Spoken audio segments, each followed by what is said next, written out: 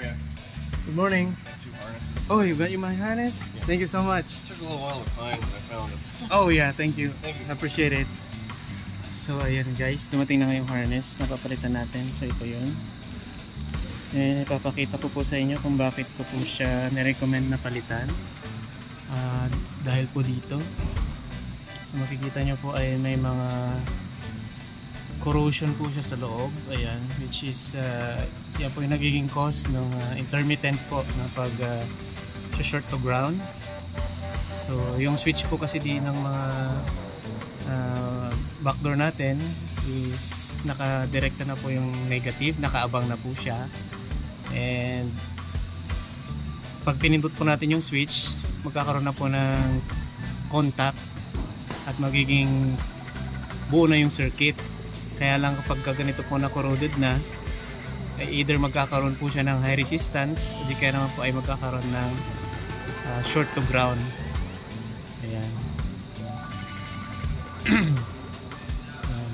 Ang naunang case kasi nito, napalitan na yung switch pero nagkaroon siya ng short to ground nung una. Pero nung napalitan na yon, nagkakaroon pa rin siya ng concern na hindi gumagana naman. So open circuit naman po yun, hindi siya gumagana. Pero nakita niya yung corrosion niya. So, papalitan po natin yun, kasama po ito. Kasi nilinis ko na lang po ito last time para mapagana lang nila. So, makikita niya yung corrosion niya sa loob. Ayun. So palit na po kasi under warranty pa naman yung sasakyan. Papalitan na po natin ito. Minsan sa visual inspection pa lang, pag nakita na po namin na mayroon ng mga green, yan, recommend na po agad na palitan. Pero mostly po kapag hard yung trouble, talagang gagamitan po natin ng multi-tester yun.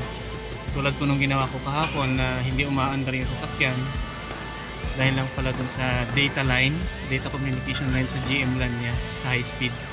So walang communication po sa lahat ng module. Ipapakita ko po sa inyo yung ginawa kong procedure doon later on. So for now, palitan po natin yung harness, itong backup camera and backup switch natin. Okay, bali ito po yung i-install natin na harness. Yan, so ito po pupunta dyan, parehas po sila. And ito naman po yung papunta sa switch mismo saka camera. So babaklasin po natin yan at babaklasin po natin to para makuha po natin yung harness dun sa likod ng camera. Kailangan pong tanggalin ito kasi nasa likod po siya.